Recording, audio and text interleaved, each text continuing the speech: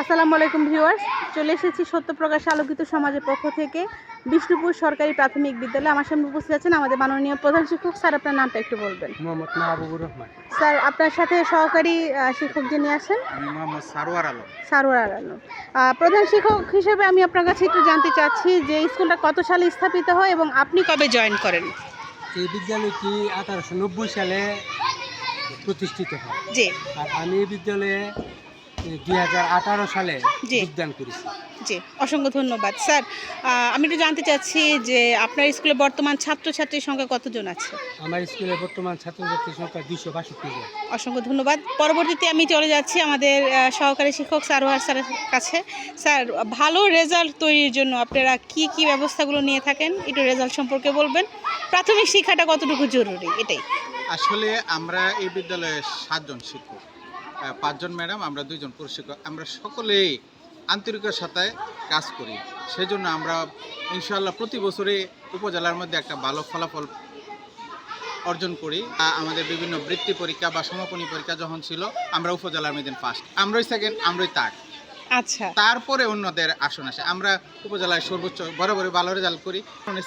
আমরা পঞ্চম শ্রেণীর থেকে প্রথম থেকেই আমরা একটা বিশেষ ক্লাস নিয়ে থাকি। আচ্ছা। এবং যারা দুর্বল তাদের জন্য আমরা নিরাময়মূলক ক্লাস নিয়ে থাকি, যেন তারাও পিছিয়ে না পড়ে। জি। যার ফলে দেখা যায় বছর শেষে আমার একটা ভালো রেজাল্ট হয়, জনগণের মেজে একটা আলোড়ন সৃষ্টি হয়। জি। দেখা যায় আমাদের পার্শ্ববর্তী 2টা কিন্ডারগার্টেন স্কুল, সারা দেশে কিন্ডারগার্টেনের জয় জয়কার, কিন্তু আমার এখানে কিন্ডারগার্টেনের কোনো অবস্থান নাই তাদের। তারা বারবার চেষ্টা করছে। সেই জন্য আমি কি করি, আমার একটা বাইসাইকেল আছে, আমি প্রতিদিন সন্ধ্যার সময় ডোর টু ডোর তাদের বাড়িতে যাই, তারা পড়াশোনা করছে কিনা তাদের খোঁজ খবর নেই, এবং আমি ফোনে যোগাযোগ করি। আপনি ইচ্ছা করলে আজকে হাই স্কুলটা বন্ধ, এই হাই স্কুলের প্রত্যেকটা ছেলেমেয়ের কাছে খবর নিতে পারতেন, কিংবা দোকের সামনে বাজার আছে, তাদেরকে জানেন আমাদের টিচার আছে, আমাদের ম্যাডাম আছে, আমরা কতটুকু তাদের কাছে জড়িত। সরকারিভাবে একটা হোম ভিজিট মাসে আমাদের বাধ্যতামূলক, কিন্তু আমরা প্রত্যেক দিন, আমরা গতকাল টিউ স্যারও পরিদর্শন করে গেছে, উনিও দেখছে আমরা প্রত্যেক দিন মিনিমাম 5-6টা হোম ভিজিট করি। ভালো রেজাল্টের পিছনে আরেকটা কারণ আছে, আমি তো সবার বাড়িতে যাওয়া সম্ভব না, চেষ্টা করি আমি তাদের কাছ থেকে ছাত্রদেরকে একটা লিখিত ডকুমেন্ট নেই যে তারা পড়ছে কিনা, প্রতিদিন সন্ধ্যার পরে পড়াত বসছে কিনা, অভিভাবকে তারা অঙ্গীকার বা একটা লিখিত আনতে বলি। আমরা এই বিদ্যালয়ে আমাদের মাল্টিমিডিয়ার ক্লাস হয়, সপ্তাহে 2টা ক্লাস হয়, উপস্থিতিও ভালো। তাছাড়া আপনি দেখতে পাচ্ছেন আমাদের কারিকুলামে সর্বশেষ গত 22-23 সালে আমাদের স্টুডেন্ট একজন অঙ্ক দৌড়ে জাতীয় পর্যায়ে 4র্থ হয়েছে। মানে সে অঙ্ক দৌড়টা কিভাবে করা হয় এটা একটু? অঙ্ক দৌড়টা আমার স্কুলে প্রথম সে ফার্স্ট হয়েছে, খালিদ সারোয়ার সামি প্রথমে ফার্স্ট হয়েছে। তারপরে আমাদের ইউনিয়নে 8টা স্কুল আছে, 8টা স্কুলের মধ্যে সে একটা অঙ্ক দেয়, ওখানে বাঁচায় সে প্রথম হয়েছে। আচ্ছা। তারপরে আমাদের উপজেলায় 10টা ইউনিয়ন আছে, 10টা ইউনিয়নে সে ফার্স্ট হয়েছে। তারপরে আবার আমরা গেলাম জেলাতে, 9টা উপজেলার মধ্যে আমাদের স্কুলের ছেলেটা ফার্স্ট হয়েছে।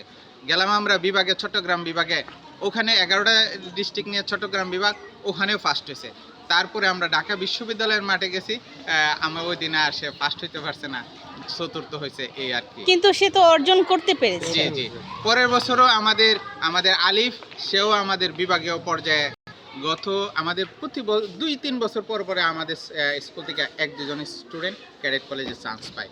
ইতিমধ্যেই আমাদের মুহাইমিনুল ইসলাম, সে কুমিল্লা ক্যাডেট কলেজ থেকে পাশ করে সলিমুল্লাহ মেডিকেল কলেজ থেকে সে MBBS ডিগ্রি অর্জন করে বর্তমানে ডায়াগনস্টিক হাসপাতালে বসে। একটা বাংলাদেশ নৌবাহিনীর কমিশনার অফিসার হিসাবে একজন যোগদান করেছে। স্টুডেন্ট অসংখ্য স্টুডেন্ট বাংলাদেশের বিভিন্ন ভালো ভালো পজিশনে আছে। শারীরিক, মানসিক, সামাজিক, আধ্যাত্মিক এবং নৈতিক, আবেগিক বিজ্ঞান মনস্ক উপলব্ধি করা হলো আমার প্রাথমিক শিক্ষা মূল লক্ষ্য। অসংখ্য ধন্যবাদ স্যার, ভালো থাকবেন, সুস্থ থাকবেন। ধন্যবাদ আপনাদের। আপনার